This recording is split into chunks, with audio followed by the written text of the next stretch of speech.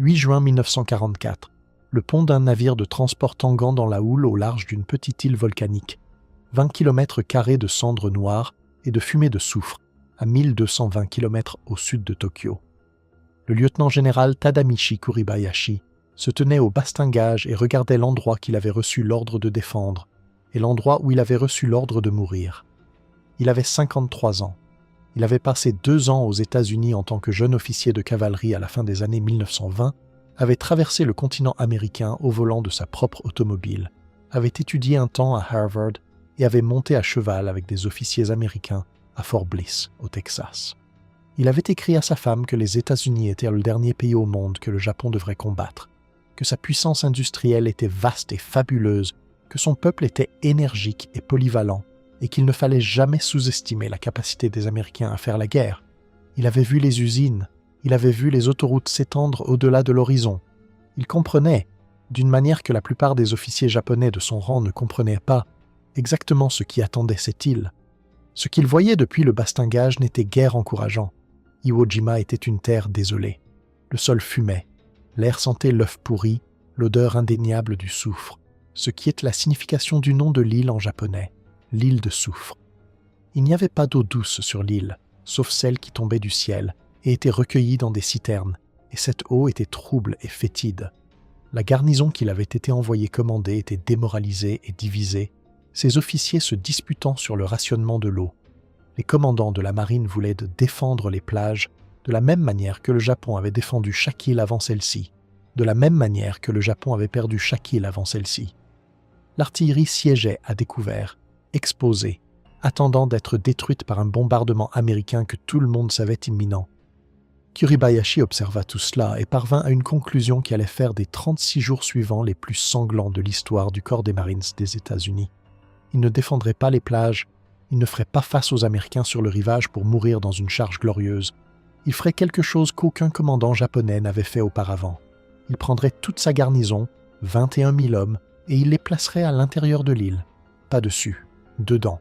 Et pour ce faire, il allait devoir transformer 20 km² de roches volcaniques en la forteresse souterraine la plus élaborée jamais construite sur un champ de bataille. Le plan qui allait finalement prendre forme prévoyait 27 km de tunnels, 27 km de galeries, sous une île qui ne mesurait que 8 km de long.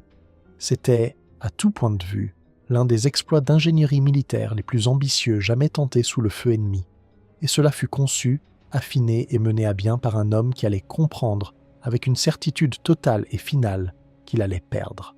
La logique stratégique derrière la décision de Kuribayashi n'est pas apparue d'un seul coup. Lorsqu'il atteignit l'île pour la première fois, il croyait encore qu'il existait une version de la bataille que le Japon pourrait gagner. Il l'expliqua à l'un de ses officiers d'état-major, le major Yoshitaka Ori, dès les premiers jours.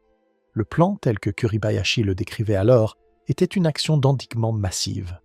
Les défenseurs attireraient les Américains sur l'île, les immobiliseraient sous un feu nourri à partir de positions préparées et les y maintiendraient. Ensuite, la flotte combinée, la grande force de frappe de la marine impériale japonaise, surgirait de la mer et écraserait les envahisseurs pris au piège entre les canons de l'île et les canons de la flotte. C'était le genre de plan qu'un commandant agressif pourrait reconnaître, une défense conçue pour préparer un coup décisif. Ori écouta, puis il dit au général ce que celui-ci ne savait pas encore. Il n'y aurait pas de flotte combinée. Quelques jours plus tôt, lors de la bataille de la mer des Philippines, l'aviation navale japonaise avait été décimée, des centaines d'avions détruits, et la force de porte-avions brisée au-delà de tout espoir de monter à nouveau une offensive majeure. La marine qui était censée surgir de la mer pour gifler l'ennemi n'existait plus sous aucune forme significative. Kuribayashi avait été tenu dans l'ignorance. Il était arrivé sur Iwo Jima avec un plan conçu autour d'une flotte qui reposait déjà au fond du Pacifique. C'est à ce moment-là, selon la plupart des récits, que Kuribayashi comprit la véritable nature de sa mission. Il n'avait pas été envoyé pour gagner. Il avait été envoyé pour mourir et pour faire en sorte que cette mort coûte à l'ennemi autant qu'une seule île le permettait. De cette compréhension découla tout le reste. Le modèle de défense des îles japonaises jusqu'alors avait été d'une constance remarquable et tragique. Défendre la plage, arrêter l'ennemi au bord de l'eau, masser les forces de défense à l'avant, concentrer l'artillerie pour tirer sur les barges de débarquement et tenter de détruire l'invasion avant qu'elle ne puisse établir une tête de pont. et quand la plage était perdue, comme elle l'était toujours, rassembler les survivants et charger les canons ennemis dans une ultime attaque banzai, un assaut frontal massif que le commandement japonais en était venu à considérer comme la conclusion honorable d'une bataille perdue. Tarawa, Saipan, les Marshall, les Gilbert. Ce modèle produisait un courage extraordinaire et une défaite totale à chaque fois. Les défenses côtières étaient pulvérisées par le feu de la marine avant même que les barges de débarquement n'apparaissent. Les charges banzai sacrifiaient le reste de la garnison en quelques heures d'un héroïsme futile. Les îles tombaient, les défenseurs mouraient presque jusqu'au dernier homme, et après chaque défaite, la flotte américaine se rapprochait d'une île de plus du Japon. Kuribayashi étudia ces défaites avec la précision froide d'un homme qui n'avait plus d'illusions à perdre. La charge banzai, conclut-il, n'était pas du tout une stratégie. C'était une façon de mourir qui ressemblait à une stratégie. Elle satisfaisait une exigence culturelle pour une fin glorieuse, mais militairement, elle n'avait presque aucune valeur. Elle tuait les soldats japonais plus vite qu'elle ne tuait les Américains. Elle abandonnait, en un seul après-midi, le seul avantage structurel que possédait tout défenseur, la capacité d'obliger l'ennemi à venir à lui, lentement, sur un terrain préparé, en payant de son sang chaque mètre de progression. Les plages n'étaient pas meilleures. En 1944, la puissance de l'artillerie navale et de l'aviation américaine était devenue si écrasante que toute position défensive visible depuis la mer était, en fait, déjà détruite. Placez vos soldats et vos canons là où les cuirassés ennemis pouvaient se les voir, revenait à les livrer à la mort avant même que le véritable combat ne commence. Kuribayashi en tira la seule conclusion que les preuves permettaient. Si une position pouvait être vue, elle pouvait être détruite. Par conséquent, la position ne devait pas être vue. Par conséquent, la défense devait devenir souterraine, en totalité, complètement, d'une manière qu'aucune garnison japonaise n'avait jamais tenté. Ce ne fut pas une décision populaire.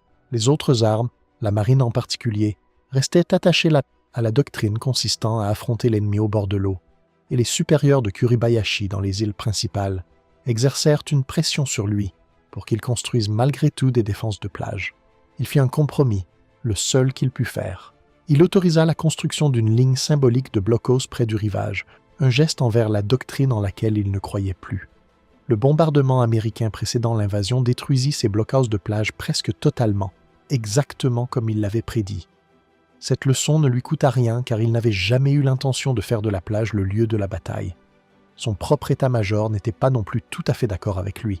Son chef d'état-major, le colonel Ori, s'opposa à la défense purement positionnelle, à l'idée de tenir le terrain et de refuser de céder sans contre-attaque à grande échelle. Le désaccord devint un véritable point de discorde entre les deux hommes. Kuribayashi le résolut comme le fait un commandant. En décembre 1944, il démit Hori de ses fonctions de chef d'état-major et le remplaça. Au total, au cours de ces derniers mois de préparation, Kuribayashi remplaça environ 18 officiers, écartant les hommes qui ne partageaient pas sa vision pour installer des hommes qui l'exécuteraient. Il ne bâtissait pas seulement une forteresse, mais une chaîne de commandement qui obéirait à une stratégie que presque personne n'avait jamais essayée. Il publia un ordre à sa garnison qui choqua véritablement les officiers sous son commandement. Il n'y aurait pas de charge banzai sur Iwo Jima. Tout officier qui en mènerait une désobéirait à un ordre direct du commandant de l'île. Les hommes ne devaient pas gâcher leur vie dans un geste dramatique unique. Au lieu de cela, chaque soldat japonais devait rester à sa position, combattre à couvert, tenir son terrain et, avant de mourir, tuer 10 Américains. 10 pour 1. C'était l'arithmétique d'Iwo Jima telle que Kuribayashi l'avait calculée, et il l'inscrivit dans les instructions de combat standard distribuées à chaque unité sur l'île. Il comprenait exactement ce qu'il demandait. Il l'avait dit à sa propre famille dans les lettres qu'il envoyait chez lui, des lettres dans lesquelles il exprimait des regrets concernant de petites choses domestiques. Un mur de cuisine dans leur maison qu'il n'avait pas réussi à réparer, laissant des instructions soignées à son fils adolescent pour terminer le travail en son absence. C'était la correspondance d'un homme mettant ses affaires en ordre. Il déclara à Radio Tokyo, avant l'invasion, que l'île était la ligne de front défendant la patrie et qu'il allait y mourir. Il savait qu'il ne reviendrait pas, mais savoir qu'il perdrait n'était pas la même chose qu'accepter que la perte soit dérisoire. Il pouvait rendre le coût de cette île si élevé, si prolongé, si insupportable, que les Américains y réfléchiraient à 2 fois avant de payer un prix similaire pour la suivante et celle d'après. Il pouvait gagner du temps pour que les îles principales se préparent. Il pouvait transformer 20 km² de soufre et de cendres en une plaie que l'Amérique porterait pour le reste de la guerre. Pour y parvenir, l'île elle-même devait devenir l'arme, et cela signifiait creuser à une échelle que personne n'avait jamais tentée. La géologie d'Iwo Jima rendit le plan de Kuribayashi possible, mais elle en fit également un enfer particulier. L'île était volcanique, géologiquement jeune, géologiquement vivante. Sous la couche superficielle de cendres noires se trouvait une pierre volcanique tendre et poreuse qui pouvait être taillée avec des outils à main. Ce fut le fait décisif. Il n'y avait pas de marteau-piqueur sur Iwo Jima, pas d'équipement minier lourd, pas d'excavatrices mécaniques, dont la plupart n'auraient de toute façon jamais pu être expédiées sur l'île, en raison du blocus aérien et naval américain qui se resserrait de mois en mois. Mais la pierre était assez tendre pour qu'un homme muni d'un pic, d'une pelle et d'un panier puisse y percer un passage. C'était le cadeau que le volcan offrait à Kuribayashi. Une île dans laquelle ses soldats pouvaient creuser à main nue et avec les outils les plus simples. La malédiction était inséparable du cadeau. La même activité volcanique qui rendait la pierre tendre rendait également les sous-sols presque inhabitables. Iwo Jima reposait sur une masse de magma proche de la surface. Du gaz sulfureux s'infiltrait continuellement à travers les fissures de la roche. En de nombreux endroits souterrains, la température dépassait largement les 38 degrés, atteignant dans certaines chambres 54 degrés ou 62, et dans les pires endroits, des températures plus élevées encore. Plus les tunnels s'enfonçaient, plus l'air devenait chaud et toxique. Les soldats qui creusaient les tunnels ne pouvaient travailler que par des roulements courts et brutaux. Dans les sections les plus chaudes, un homme ne pouvait manier le pic que pendant environ 5 minutes, avant que la chaleur et les émanations de soufre ne l'accablent, et qu'ils doivent être ramenés vers une entrée pour respirer. Ils portèrent des masques en tissu, qui ne servaient presque à rien contre le gaz. Ils travaillaient par rotation, 5 minutes à la paroi rocheuse, puis effondrement et récupération avant que l'homme suivant ne reprenne les outils. Un tunnel qu'une équipe de construction avec des machines aurait pu percer en quelques jours prenait des semaines aux soldats d'Iwo Jima, taillés dans la roche fumante 5 minutes à la fois, corps après corps après corps. Une attention particulière devait être accordée à la ventilation, non pas pour le confort, mais comme condition fondamentale de survie. Des ingénieurs des mines furent amenés du Japon spécifiquement pour dessiner les plans, et leurs conceptions traitèrent le gaz sulfureux comme un ennemi contre lequel il fallait lutter techniquement. Les tunnels furent planifiés à différents niveaux, avec de multiples entrées et sorties et des puits d'interconnexion, en partie pour qu'aucune position ne puisse être scellée et piégée, et en partie pour que l'air puisse circuler à travers le système et que le gaz toxique soit évacué des chambres de travail et de vie. Une pièce close sur Iwo Jima n'était pas sûre. Une pièce close sur Iwo Jima pouvait se remplir de vapeur de soufre et tuer tout le monde à l'intérieur sans qu'un seul coup de feu ne soit tiré. C'était là le travail, et il se poursuivit pendant 8 mois, dans une chaleur semblable à l'intérieur d'un four, respirant un air qui empestait les entrailles d'un volcan. Environ 21 000 soldats japonais et 1 millier de travailleurs coréens creusèrent. Ils creusèrent avec des outils à main. Ils creusèrent alors que les avions américains bombardèrent l'île lors de raids quotidiens, s'inscrivant dans ce qui allait devenir le plus long bombardement préliminaire soutenu de toute la guerre du Pacifique. Une campagne de pilonnage aérien et naval qui dura des mois entiers. Les bombes déchiraient la surface, le creusement s'interrompait, puis il reprenait de plus belle. Ils creusaient la nuit. Ils creusaient alors que la dysenterie se propageait dans la garnison, que les rations s'amenuisaient et que l'eau se faisait plus rare. Ils creusaient en sachant, pour la plupart d'entre eux, exactement à quoi servait ce travail. Ils ne construisaient pas des abris qu'ils finiraient par quitter. Ils construisaient les positions depuis lesquelles ils allaient se combattre, et selon toute probabilité, les chambres dans lesquelles ils allaient démourir. Kuribayashi ne s'exempta pas des conditions qu'il imposait à ses hommes. Il refusa les quartiers spéciaux et la meilleure nourriture auxquels un officier de son rang aurait pu prétendre. Il mangeait les mêmes rations que ses soldats. Il buvait la même eau au goût fétide et strictement rationnée. Et il parcourait l'île à pied, personnellement, dans chaque recoin, arpentant lui-même le terrain, décidant de l'emplacement de chaque point d'appui, du tracé de chaque tunnel, de l'endroit où chaque canon serait dissimulé et de ce qu'il permettrait de voir. Des survivants décrivirent plus tard un commandant qui connaissait le terrain d'Iwo Jima mieux que quiconque, car il l'avait mesuré avec ses propres bottes. Il fit venir des ingénieurs en fortification supplémentaires, des hommes ayant une solide expérience du combat en Chine et en Mandchourie pour affiner les plans.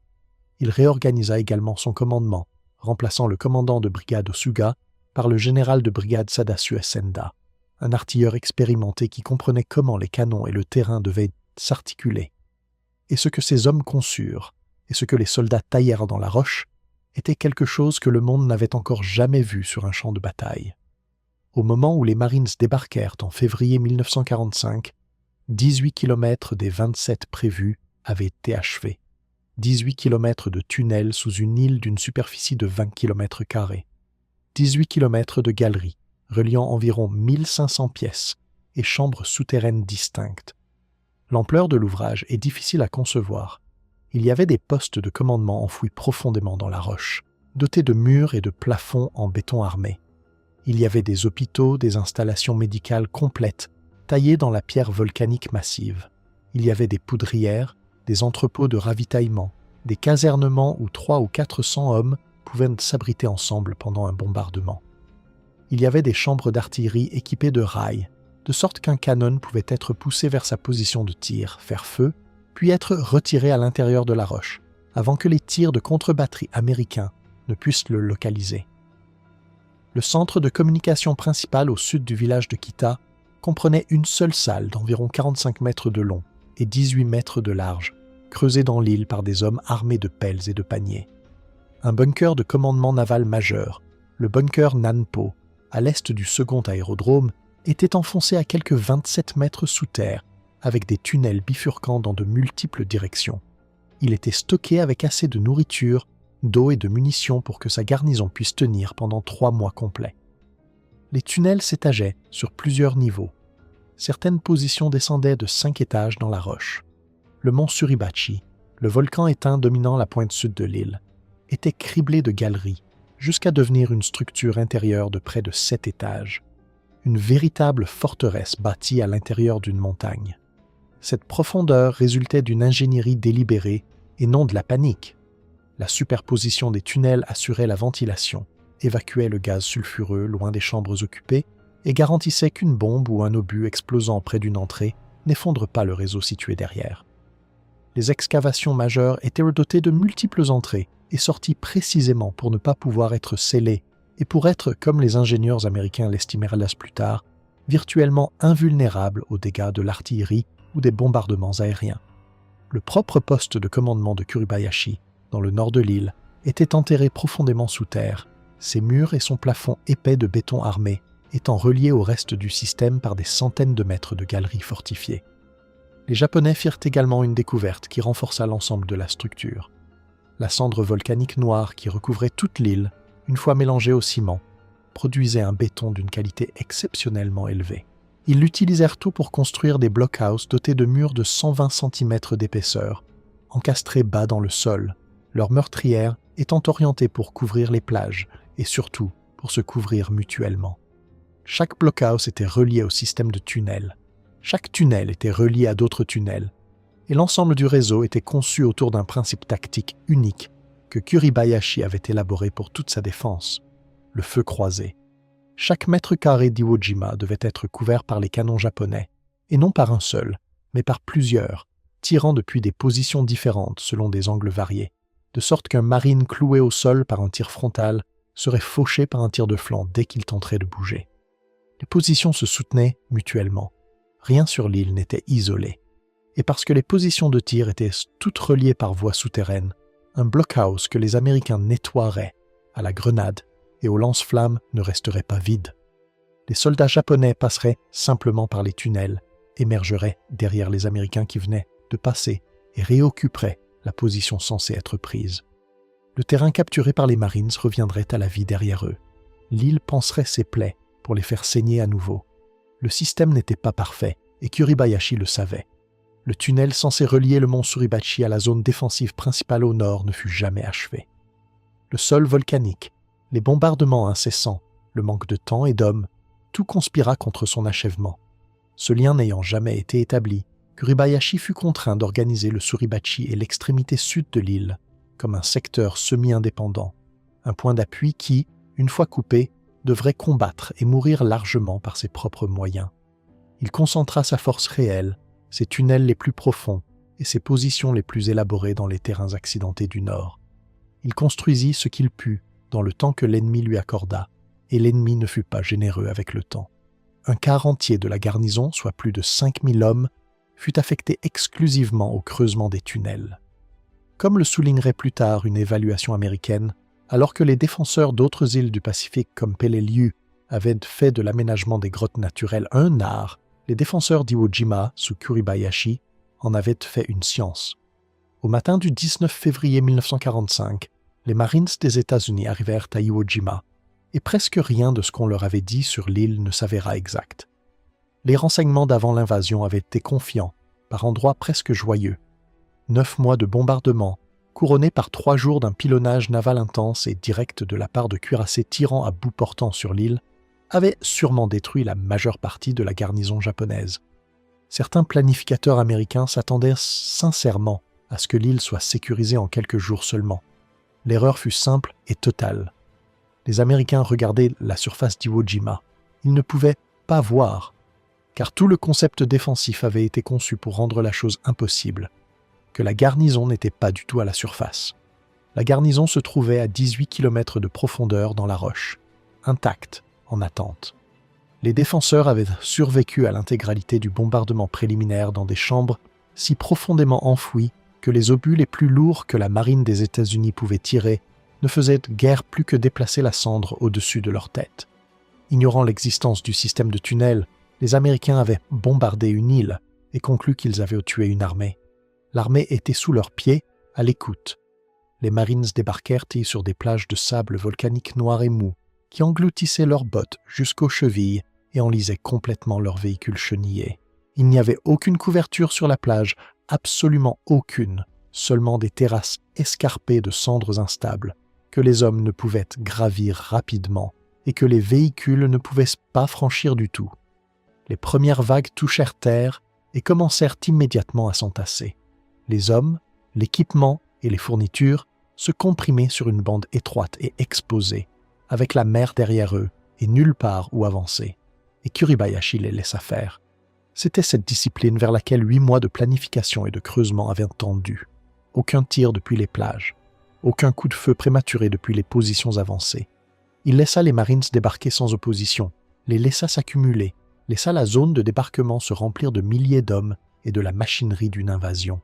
Des hommes qui commençaient à penser que le bombardement avait réellement porté ses fruits. Puis, quand la plage fut bondée et que les cibles furent aussi denses qu'elles pourraient l'être, il ouvrit le feu avec tout son arsenal en même temps. L'artillerie provenant des crêtes au nord, pré-réglée sur les plages de débarquement, chaque portée et chaque angle ayant été calculés et répétés des mois à l'avance. Des mitrailleuses tirant depuis des fentes reliées au réseau de tunnels, des positions que les Marines ne pouvaient pas voir, même lorsqu'ils se faisaient tuer par elles. Des mortiers, y compris les énormes mortiers à pignon de 320 mm, lâchant des obus massifs sur des coordonnées qui avaient été relevées et marquées bien avant qu'un seul Américain ne pose le pied sur le sable.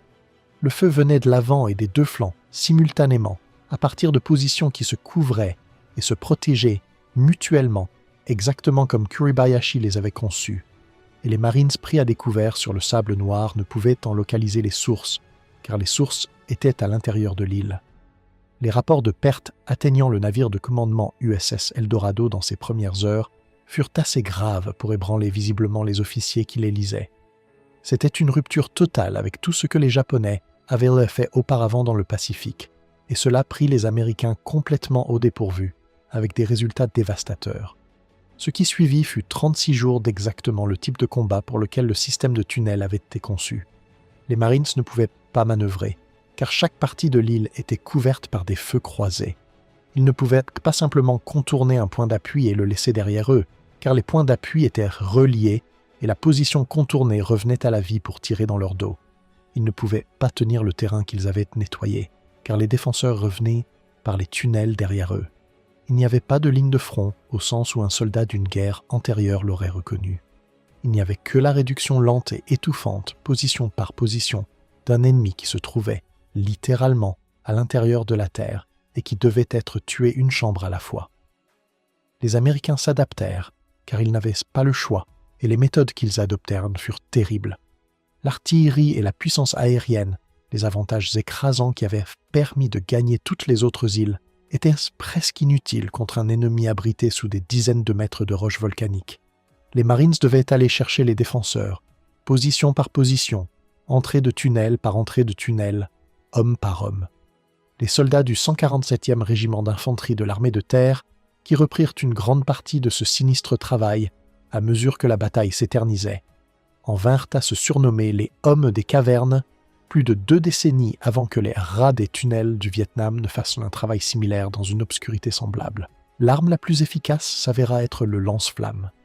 Un marine se frayait un chemin, sous un tir de couverture, jusqu'à l'ouverture d'une position japonaise, enfonçait la buse dans le trou et tirait une longue salve de carburant en flammes dans le passage. Beaucoup de Japonais à l'intérieur moururent directement par les flammes, mais beaucoup plus moururent par suffocation, car le feu consommait l'oxygène dans les tunnels mal ventilés, et le même air chargé de soufre et pauvre en oxygène qui avait tourmenté les hommes ayant creusé les tunnels tuait désormais les hommes qui les défendaient. Les Américains faisaient suivre les lance-flammes par des charges de démolition, scellant les entrées des tunnels, enterrant les défenseurs vivants dans les chambres qu'ils avaient tous passé 8 mois à sculpter. L'île avait été transformée en arme par les hommes à l'intérieur. Désormais, cette même île, scellée, brûlante et privée d'air, devenait leur tombeau. Kuribayashi s'en tint à sa stratégie avec une discipline qui faillit rompre sous la pression. Il autorisa des contre-attaques limitées par de petites unités et des mouvements à l'intérieur du réseau de position, mais il refusa encore et encore d'autoriser la charge banzai massive que sa propre tradition militaire exigeait et que certains de ses officiers réclamaient. À mesure que les semaines passaient, les conditions à l'intérieur des tunnels devinrent indescriptibles. L'eau vint à manquer, la nourriture vint à manquer, les munitions pour les canons vinrent à manquer. Dans les derniers jours, des hommes qui avaient fait partie du système défensif le plus sophistiqué que le Japon ait jamais construit en furent réduits à se battre avec des fusils, des pistolets et des grenades à main, puis avec tout ce qu'ils pouvaient tenir. La dysenterie, la chaleur et l'obscurité firent le reste. Vers la fin, même Kuribayashi comprit que la défense organisée était terminée. Ses calculs mathématiques avaient presque tenu bon. Il avait dit à ses hommes de tuer 10 Américains avant de mourir. Le décompte final n'atteignit pas 10 contre 1, mais il atteignit un niveau qu'aucune autre bataille du Pacifique n'avait produit, avant ou après. Iwo Jima fut le seul engagement majeur de toute la guerre du Pacifique, dans lequel le total des pertes américaines dépassa le total des pertes japonaises. Sur les 21 000 défenseurs japonais, presque tous moururent. Seulement 1 millier environ furent faits prisonniers, et beaucoup d'entre eux étaient trop gravement blessés ou trop affaiblis pour refuser la capture. Les pertes américaines, morts et blessés confondus, s'élevèrent à environ 26 000 hommes. Un marine sur 3 tué au cours des 4 années de la guerre du Pacifique est mort sur cette seule petite île. Kuribayashi avait entrepris de faire saigner les États-Unis pour Iwo Jima, au-delà de tout ce que ses planificateurs avaient imaginé. Et en cela, la seule chose qu'il s'était fixé de faire, il réussit complètement. Kuribayashi lui-même disparut dans l'histoire qu'il avait bâtie. Dans la nuit du 23 mars, son dernier relais radio atteignit la station du major Hori sur Chichijima. Le message était un adieu. Peu après, la radio se tut pour de bon. Lors des derniers combats, le général qui avait interdit la charge banzai pendant toute la bataille mena ses hommes survivants dans une ultime attaque. Il combattit à pied aux côtés de ses soldats et il aurait dépouillé son uniforme de ses insignes de grade afin qu'aucun ennemi ne puisse identifier ou revendiquer le corps d'un général japonais comme un trophée. Les récits de sa mort ne concordent pas. Certains disent qu'il a été tué en menant cet ultime assaut. D'autres disent qu'il est mort plus tôt dans son bunker de commandement souterrain. Son corps ne fut jamais identifié ni retrouvé. Il avait parcouru chaque centimètre de l'île à pied pour planifier sa défense. Et à la fin, l'île l'emporta totalement, comme elle l'avait fait pour presque tous ceux qui s'y étaient rebattus. La question qui plane sur Iwo Jima 80 ans plus tard n'est pas de savoir si les tunnels ont fonctionné. Ils ont fonctionné. Ils ont mieux fonctionné que n'importe quel système défensif construit par les Japonais durant toute la guerre. Et les ingénieurs militaires étudient depuis lors le principe d'une défense souterraine profonde, interconnectée et se soutenant mutuellement. La question est celle, plus difficile, qui se cache derrière. À quoi tout ce travail a-t-il servi ? Kuribayashi n'a jamais cru qu'il pourrait gagner, pas après que Hori lui eut raconté ce qui était arrivé à la flotte. Il l'a déclaré clairement dans ses ordres, dans ses instructions de combat et dans ses lettres à sa femme et à ses enfants. Il savait, dès ses premiers jours sur l'île, qu'Iwo Jima tomberait et qu'il tomberait avec elle. Les 18 kilomètres de tunnels, les 1500 chambres, les 8 mois de creusement par une chaleur de 60 degrés à travers les gaz sulfureux avec des outils à main, tout cela n'a pas été construit pour remporter une victoire, mais pour retarder une défaite, pour rendre ce délai long, pour le rendre coûteux, pour transformer une bataille perdue avant même d'avoir commencé en une leçon écrite dans une monnaie que l'ennemi ne pourrait ignorer. Il y a quelque chose de presque insoutenable là-dedans, quand on s'arrête pour le regarder en face. 21 000 hommes ont passé les derniers mois de leur vie à sculpter leur propre tombe dans un volcan en activité, et la plupart d'entre eux comprenaient que c'était ce qu'ils faisaient, parce que leur commandant avait calculé à juste titre qu'une tombe suffisamment coûteuse pourrait ralentir la guerre de quelques jours, et que ces jours pourraient signifier quelque chose pour les gens restés dans les îles principales que ces hommes ne reverraient jamais. La stratégie était, selon ses propres termes étroits, totalement rationnelle. C'était sans doute la défense insulaire la plus froidement rationnelle qu'un commandant de l'un ou l'autre camp ait démontée dans le Pacifique. Et elle était rationnelle, jusque dans une obscurité que le mot « rationnel » peut à peine contenir. Il existe également une vérité plus silencieuse et plus dure sous l'ingénierie. Même une défense parfaite n'aurait pu changer l'issue de la guerre. Les États-Unis contrôlaient absolument la mer et le ciel autour d'Iwo Jima. Même si Kuribayashi avait réussi d'une manière ou d'une autre à rejeter l'invasion à la mer, les Américains auraient pu simplement isoler l'île et laisser la garnison mourir de faim, comme ils l'avaient fait pour d'autres bastions à travers le Pacifique. Kuribayashi le comprenait. Il comprenait que toute sa magnifique forteresse ne pouvait qu'acheter du temps et rien d'autre. Et il l'a construite quand même, selon les standards les plus élevés possibles, car acheter du temps était la seule mission restante, et un soldat remplit la mission qu'on lui donne. Chaque jour où l'île tenait était un jour de moins avant que les bombardiers et la flotte d'invasion ne puissent tourner toute leur attention vers le territoire principal du Japon. Les tunnels sont toujours là. Iwo Jima, que les Japonais appellent désormais Iwoto, est toujours volcanique, fume toujours et s'élève toujours lentement hors de la mer sous une poussée géologique qui, au cours des décennies suivant la bataille, a réellement soulevé les anciennes plages d'invasion bien au-dessus du niveau de l'eau où les Marines ont débarqué en 1945. La majeure partie des 18 km de galeries n'a jamais été totalement explorée ni cartographiée. L'accès à l'île est restreint par le gouvernement japonais, et des restes sont encore récupérés dans les tunnels, décennie après décennie. Les corps de soldats qui sont entrés dans la roche en 1944 et 1945 et n'en sont jamais ressortis. Des hommes emmurés dans leurs chambres par les charges de démolition américaines ou simplement perdus dans des galeries qui se sont effondrées et ont été oubliés par les deux camps. Les ingénieurs qui ont conçu le système posaient une question technique précise. Une île peut-elle être transformée en une forteresse qu'un bombardement ne peut briser? Une forteresse qu'un défenseur peut tenir bien au-delà du point où n'importe quel défenseur devrait être capable de tenir quoi que ce soit? La réponse qu'ils ont gravée dans la pierre volcanique en 18 km de tunnels et 1500 pièces était oui. Elle a coûté au corps des Marines des États-Unis plus de morts qu'ils n'en avaient jamais payé pour une seule île de son histoire. Mais les hommes qui ont réellement creusé les tunnels ne se posaient pas la question des ingénieurs. Ils posaient la question la plus ancienne, celle que tout soldat se pose lorsqu'il reçoit l'ordre de tenir une position intenable et de mourir là où il se trouve. À quoi cela sert-il? La réponse que Kuribayashi leur a donnée, celle qu'il a mise dans ses ordres et ses lettres, était qu'un jour de plus passé à défendre cette île pourrait être un jour de plus où leurs enfants pourraient vivre en sécurité dans leur foyer. Que cela ait été vrai, que les 36 jours d'Iwo Jima aient réellement apporté quelque chose de mesurable pour les habitants des îles principales, est un sujet sur lequel les historiens débattent encore et qu'ils ne trancheront jamais définitivement. Car la réponse dépend d'une guerre qui s'est terminée d'une manière que personne creusant dans la roche d'Iwo Jima ne pouvait prévoir. C'est terminée par deux armes d'un genre qu'aucune ingénierie défensive n'avait été conçue pour envisager. Des armes qui ont rendu chaque tunnel, chaque forteresse et chaque calcul minutieux de 10 vies pour une soudainement, totalement et définitivement obsolète. Les ingénieurs avaient raison.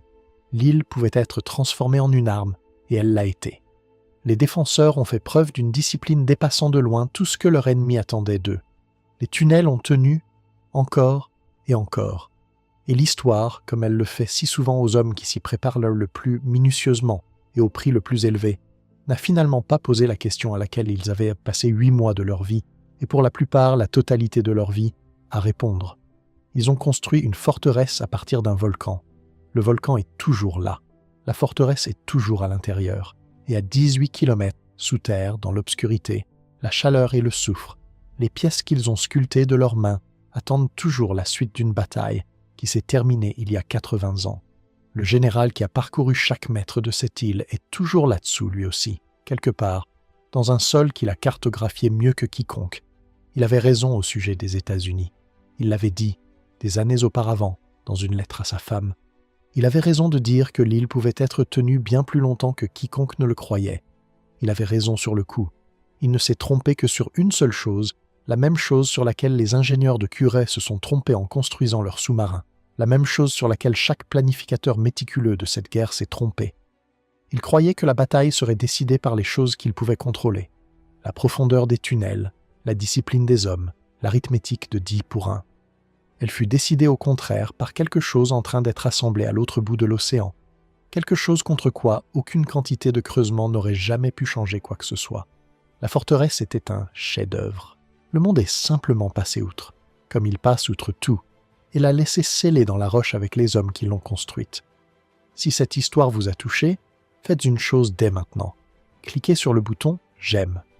Chaque « j'aime » indique à YouTube que cette histoire mérite d'être vue par plus de gens qui n'ont jamais entendu parler des 18 km de tunnels sous Iwo Jima, ou des hommes qui les ont creusés 5 minutes à la fois dans la chaleur d'un volcan actif, ou du général qui a interdit la charge Banzai et a demandé à ses soldats de faire payer à l'ennemi le prix fort pour chaque mètre de sable noir.